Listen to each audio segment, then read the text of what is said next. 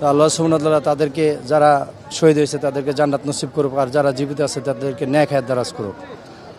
আমরা এই দেশের অনেক মানুষের ইয়ার মাধ্যমে, ত্যাগের মাধ্যমে, আমরা এই আন্দোলনের মাধ্যমে আমাদের কোনো আইনি সুবিধা দেওয়া হয় নাই। যাকে সরকার, ফ্যাসিস্ট সরকার পতনের পরে আমরা আইনি সুবিধা আল্লাহর রহমতে আমরা যাবেন বেশি, আর আজ আমরা মহা খুশি। আমরা যেন পরবর্তীতে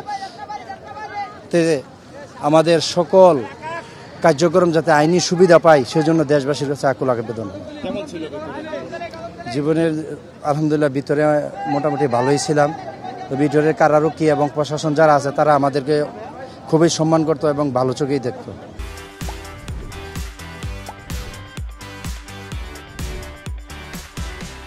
এই যে 16 বছর পরে আসলে মুক্ত বাতাসে আছেন, কেমন লাগতেছে আসলে অনুভূতিটা যদি একটু বলেন? এই অনুভূতিটা ভাষায় প্রকাশ করার মতো না যে কিরকম আনন্দে আমরা উৎফুল্লিত।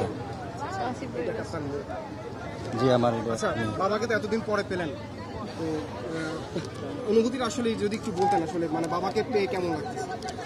16 বছরের অনুভূতি এই কিছু সময় প্রকাশ করার মতো না।